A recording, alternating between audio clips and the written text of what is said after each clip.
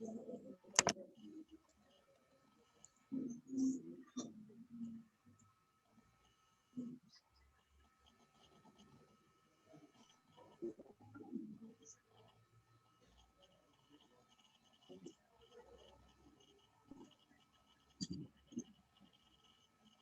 on, sir.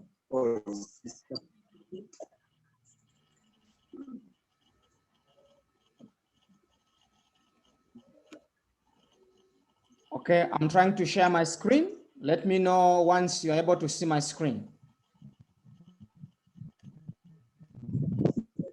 Yes, sir.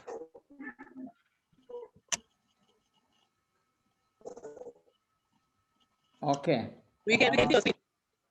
Let's start with question number, I think question number 3.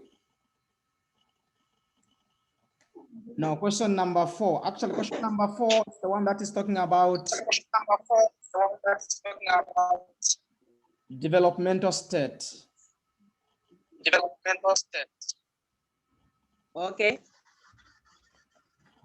Then question number 3, it's about Question number 3. parliamentary and presidential. How do parliamentary yes systems? Okay, I think this one is simple. Okay, That you can just this one simple. Yeah. That you have. You can just Yes.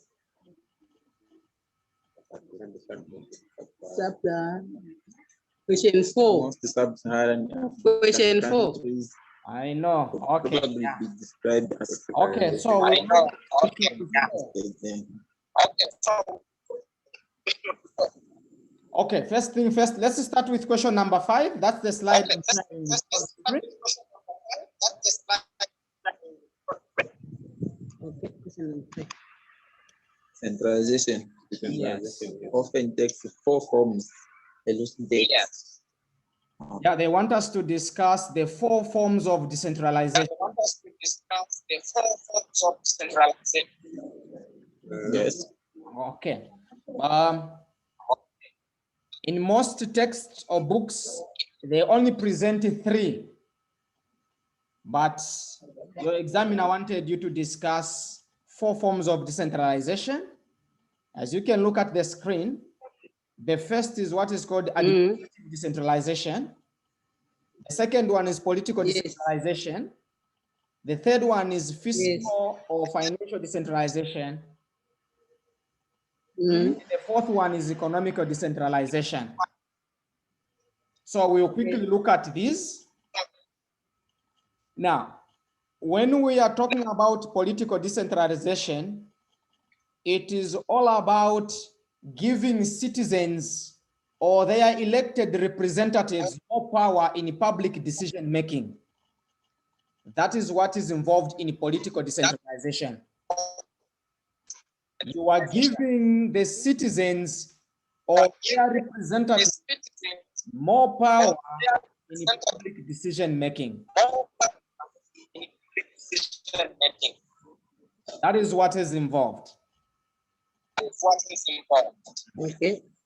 Yeah, and the concept implies that the selection of representatives from local elections allows the citizens to know their political representatives. As we are selecting the local leaders, I'm hearing some feedback. Some feedback. Or maybe in Mukoma Dome. That's where we are. It's quiet. Okay.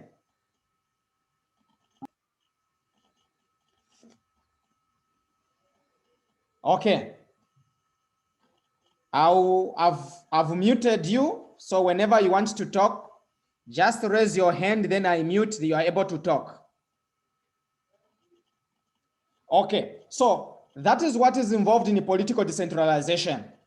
The whole idea is allowing the citizens to participate in decision making. So starting from the local level up to the central government, citizens are able to participate in the making of the decisions of public affairs. That is what is involved in political decentralization. And it often requires constitutional or statutory reforms. So if you are discussing political decentralization, there are certain three major things that you need to pick up. The first thing is, it is about giving citizens or their elected representatives more power in public decision making. That is what is cardinal. The second thing that you need to talk about is the fact that the concept implies the selection of representatives from local electoral jurisdictions. What this simply means, if you are, for instance, based in Petauke, you cannot get a representative who is based in Livingstone as your representative. Under political decentralization, that is contrary to the concept. Then the third point that you need to bring about is the fact that for a country to implement political decentralization, it requires constitutional or statutory reforms. So issues to do with the political decentralization, it is a constitutional thing. So these are the three important issues that should be brought out if we are discussing one form of decentralization, which is political decentralization.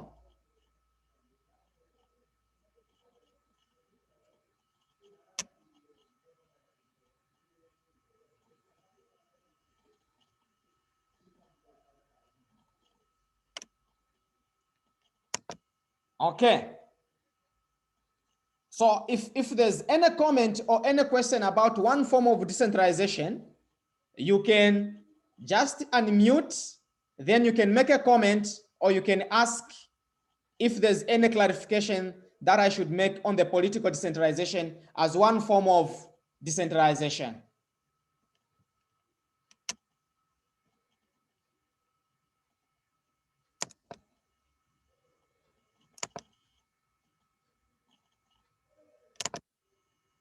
Okay, if it is clear, we can look at another form of. Would you want to make a comment? No, we are safe. Okay, let's look at the second form of decentralization called administrative decentralization. Now, this one, it is all about redistribution of authority.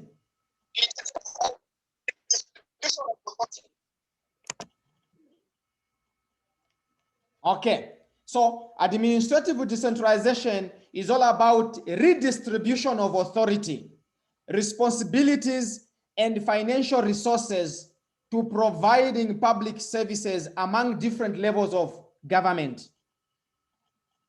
So there are three things that we are redistributing. We are giving out authority. We are also giving out responsibilities and financial resources to all levels of governance. So in Zambia, if we are to implement the decentralization policy, we are supposed to have 3 levels of governance. Are we able to mention the 3 levels of governance?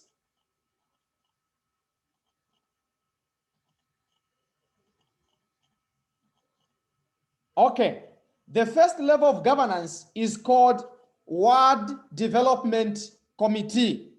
That is the first level of governance, which is a sub-local authority. And the second level of governance is the local government. And the third level of governance is the central government. So under administrative decentralization, we are redistributing authority from the central government to the local government and finally to the Ward Development Committee. So we are going to give them authority, we are going to give them responsibilities, and we are going to give them financial resources. That is what is involved in the administrative decentralization. The second point that you need to bring about are the three major forms of administrative decentralization. If you are able to look at the slide, we have got three major forms of administrative decentralization. The first one is deconcentration. That is the first one.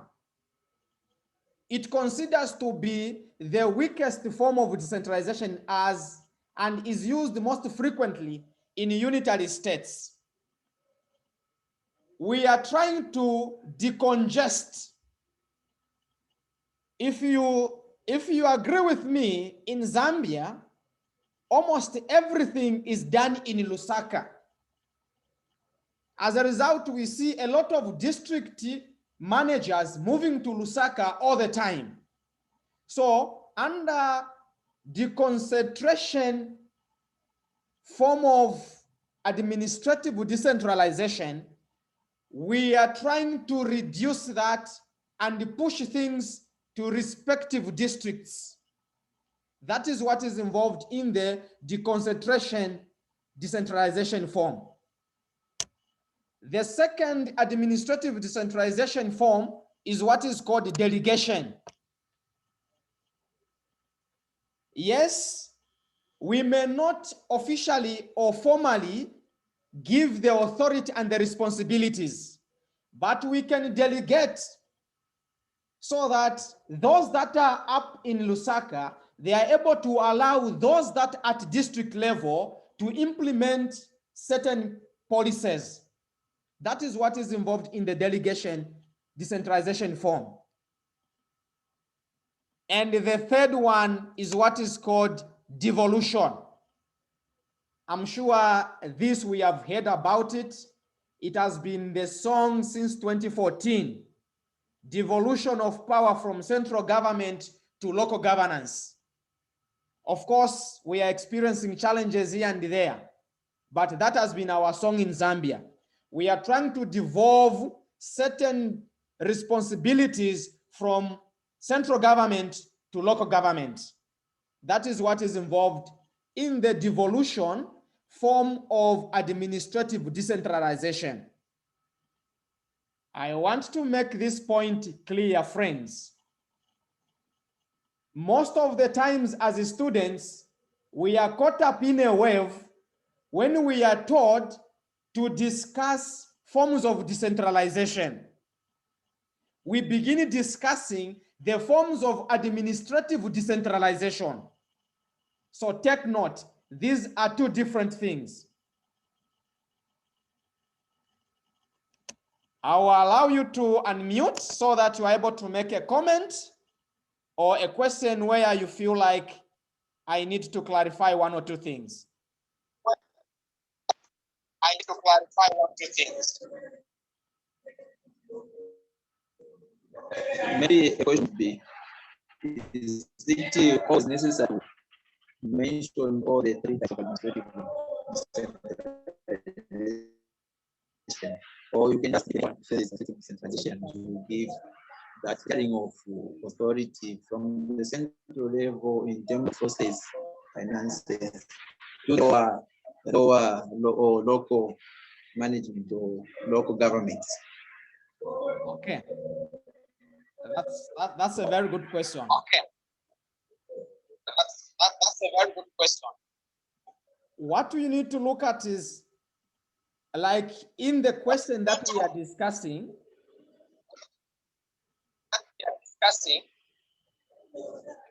if you look at the question that we are discussing, they wanted us to discuss the four forms of decentralization. The four forms of decentralization. And the question was given 20 marks. The question was given 20 marks. So you should bear in mind that one form of decentralization is carrying 5 marks. One form of decentralization, 5 marks. Yes. So When you target the political decentralization, Yes. So you explain it as we when discussed. you target the political decentralization, you explain it as When you go to the administrative decentralization, when you go to the administrative decentralization, you need to ensure that you mention the 3 forms of administrative decentralization. That's how you should approach it. Okay.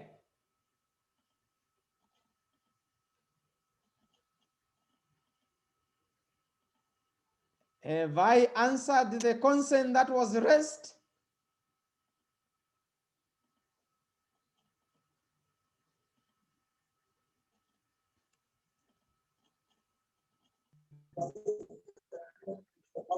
Very well, sir. Okay, so let's proceed to the 3rd form of decentralization. let's decentralization. Okay. This is fiscal decentralization. What should come into our mind whenever we are discussing anything to do with fiscal, we are talking about finances. So the financial responsibility is a core component of decentralization. I'm sure it will be meaningless to give people responsibilities and duties to perform if you cannot empower them financially. And this is one of the challenges that we are experiencing in our Zambian policy of decentralization. Much as we want to devolve duties and responsibilities to the local authorities, we need also to let it go. Their power and the privilege to collect certain levies for them to implement the duties that have been devolved to local governments. So, as we are giving them, as we are implementing the administrative decentralization, it will be very prudent also to implement the fiscal decentralization, because people can only function if they have got the financial capabilities. So what is involved in fiscal decentralization is the financial responsibility also to be devolved from central government to local government. That is what you are supposed to bring out in the fiscal decentralization. So you are able to mention some of the taxes that the central government is collecting, which are supposed to be devolved and being given to local government or local authorities. So they are able to be pushed to councils, then councils also will be able to push them to ward development committees. So ward development committees should have the power or the mandate to collect certain taxes and implement developmental projects in that ward. So we must be willing, if we are to implement the policy of decentralization, that all the 4 forms of decentralization must be implemented. Otherwise, we'll be moving going forward, coming backwards. Because once you give people responsibilities or duties to execute, they require financial resources. So give them also the power to collect levies so that they're able to implement the developmental projects in those districts. That is how you are able to discuss the 3rd form of decentralization, which is fiscal decentralization. If there's any comment or any question, or maybe we proceed.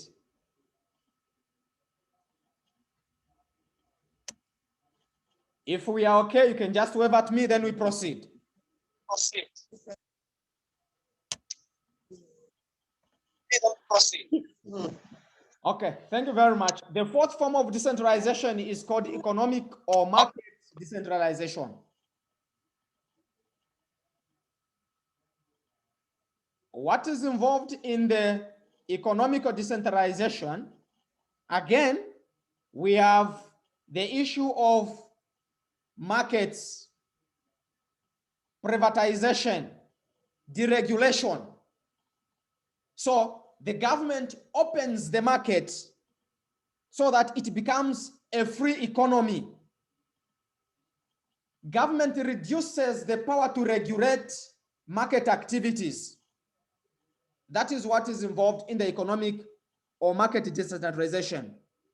And one form of economic decentralization is what is called privatization. So when we are discussing economic or market decentralization, we should not forget to discuss privatization, because that is one form of economic decentralization. So now, privatization can be done in the following 4 ways. You allow private enterprise to perform functions that had previously been monopolized by government. So all the economic activities that were done by government, you allow private sector to start performing them. That is one form of privatization.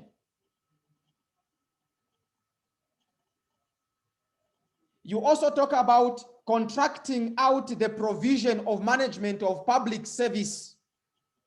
You allow the private sector to manage public services. It also involves financing public sector programs through the capital market. When you look at public sector, these programs may not be financed by private sector because they may not be profit making. So on this one, you allow the government or other partners to finance the public sector programs. And the fourth one is the transferring of responsibility for providing services from public to the private sector. That is what is involved in privatization. So once you are done, these are the 4 forms of decentralization that we are supposed to understand as we attempt that question. Unless if there's any question, then these are some of the things that we have looked at. Deregulation. So government should stop doing or regulating the operations of the market. Allow the private sector to run it. Unless if there's a question, otherwise we can go to the next question.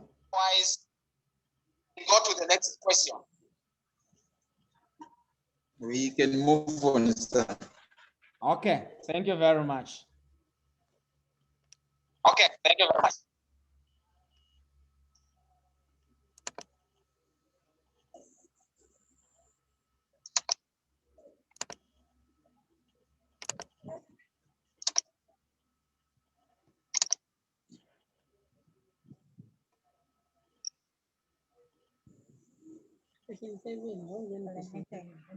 Okay, as I mentioned, then let's quickly move to question 7. Question 7.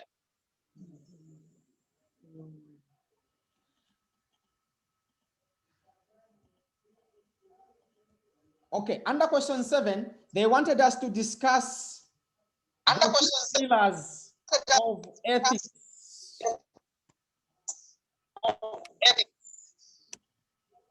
Three pillars of ethics. Now, I'm sure you have already studied what ethics is all about. And if an organization is to be ethical, if an institution is to be ethical, it must have the 3 things. You must have ethical individuals. You as individuals in that workplace, you must be ethical yourselves. That is pillar number 1. You'll agree with me that no matter how good a system can be, if the individuals are not ethical, they will have the potential to violate or circumvent the system and do what is unethical in the business. So ethics begins with individuals. So as individuals, we must have virtues like integrity, honest, confidence. All these will be important in the ethical issues of an institution.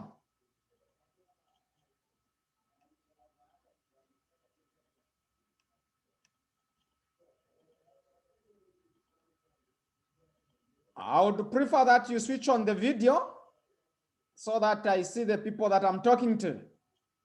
Okay, thank you very much. So that is the first pillar. So pillar number one, ethical individuals. What did you bring about if you are discussing this? What is important is that ethics begins with individuals.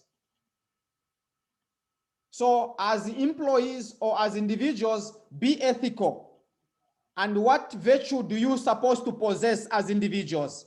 These are the virtues that I was mentioning: integrity, honest, confidence, courtesy, all those, respect for people or clients. These are personal or individual ethics. The second pillar is ethical leadership. You believe me that I'm sure we have got a lot of sayings in Zambia. I've heard somebody who told me that the rotting of a fish begins from the head. I'm sure you can agree with me. No matter how ethical employees can be, no matter how ethical the system can be, if the leadership is not ethical, we are likely to demonstrate some unethical aspects in our operations. So ethics sits on leadership. We need leaders who are ethical. So that is pillar number two. And the last pillar is organizational structure and the systems. I want to mention that no matter how good people can be, if our systems are rotten, we are likely to have a corrupt environment. So the best thing we can do is to come up with ethical systems, organizational structures that are ethical. Then we have leaders that are ethical and employees or individuals that are ethical. These are the three pillars of ethics in business or in public administration. I've talked too much. I would allow some people to make comments. If there's any point that need repeat, I can quickly go back to that. Any comment?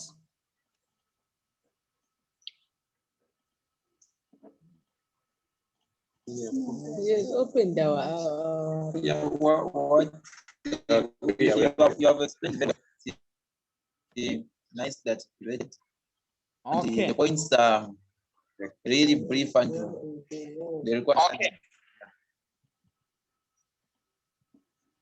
So let's try to look at question number 4 as our last question. So let's try to look at the question number 4 as our last question.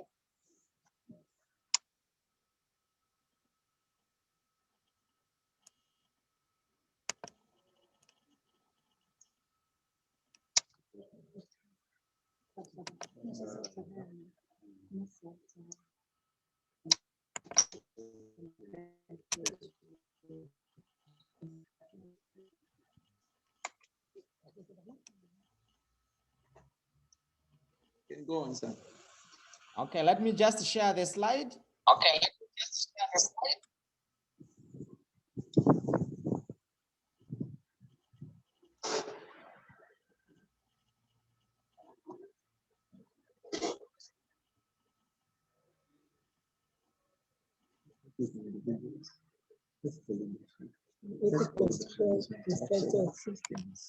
Those are the three things.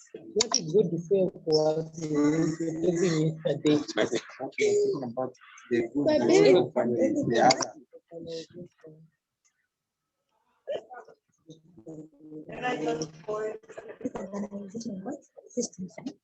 Are you able to see my shared screen? I have to see my Yes, yes.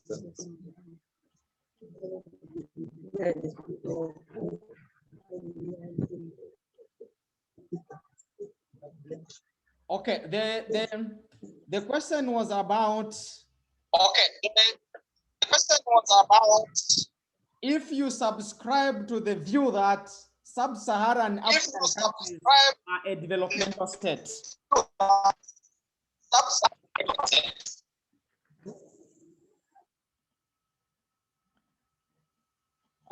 Let me just highlight what you should bring out in this question. The first thing that you need to bring about is you must be able to define what a developmental state is. That is the starting point. I'm sure you should have gone through that earlier, but my definition is that it is a concept that macroeconomic planning in the developing countries are a responsibility of government or the state. Now, if you are able to define what developmental state is, you are likely to say yes to this question, or you are likely to subscribe to this view. In sub-Saharan states, the planning of microeconomic activities is a purely prereserve of government. So that is how you address this question. Developmental state is the concept that macroeconomic planning is the responsibility of government. Then you can ask yourself a question. Who plans macroeconomic activities? In Zambia, for instance, you'll agree with me that this is done by Ministry of Finance, and that is government. So that's how you were supposed to connect your notes to this question. So why do you subscribe to this view? You look at the characteristics of a developmental state. If you look at the characteristics of the developmental state, these are the points you are going to use to convince the marker to support your theory. You look at the emphasis on market share. You look at economic nationalism. You look at protection of beginning industries, foreign technology transfer, and corporatism. All these characteristics, you find that these are found in sub-Saharan countries. So for us to answer this question well, don't look at other countries, just look at Zambia itself. You'll find that government is making efforts to protect Zambian companies. These companies, when they are formed, it is the mandate of government to protect them that they survive from foreign companies. That is what is involved. One of the characteristics of a developmental state. You'll agree with me that sometimes Zambia will ban exports and imports. We may not appreciate that, but behind, we are able to understand and appreciate that they are protecting local industries. Let me see if we are together there.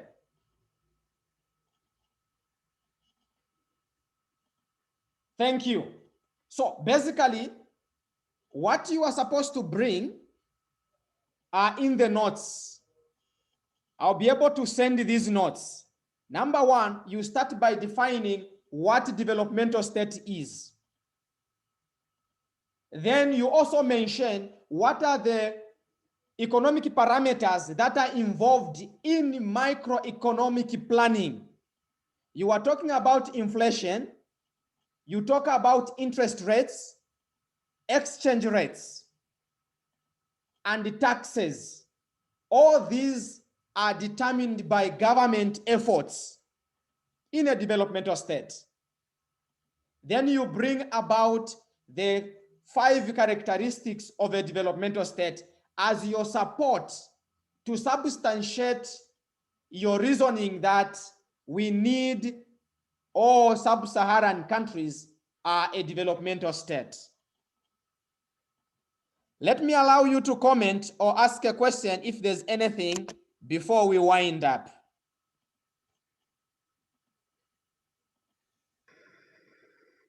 Is there any comment or question? That marks the end of question 4. That's the end of question 4. Thank you. Maybe we bring in the issues of the cities as well. Reforms whereby we need to consider the capability of the civil sector of this development state that we are talking about, even as the state for economic planning. Okay. It was cutting. Maybe if you can come again. I was cutting. You have edited very well, but I want to find out, will it be for us to also maybe on top of what you have given us to make Yes. addition of the civil service reforms, Yes. The role of the public servants in the developmental states, and also issues of capacity building, since we are talking about some kind of change, okay, that has come because of the desire to develop the nation economically as well as socially. Okay, I've gotten you. That is very important because if you look at the developmental states, they all have public service. Now, the public service is like a tool for government policy implementation.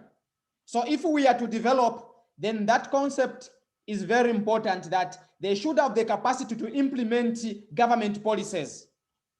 So it's very important. You are right, sir. That one is important. You are right. Any other comments?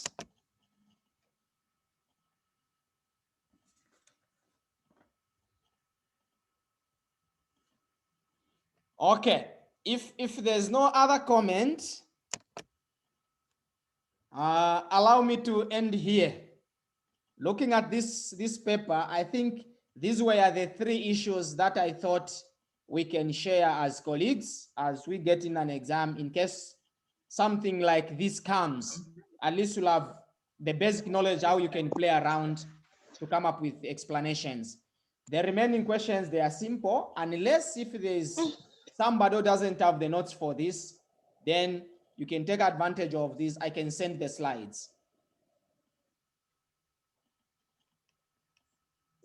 We will appreciate. Okay. So, thank you for your time. At least we have shared experience, and we wish you all the best. Thank you. Thank you. Thank you. We'll be waiting for the notes. You are welcome.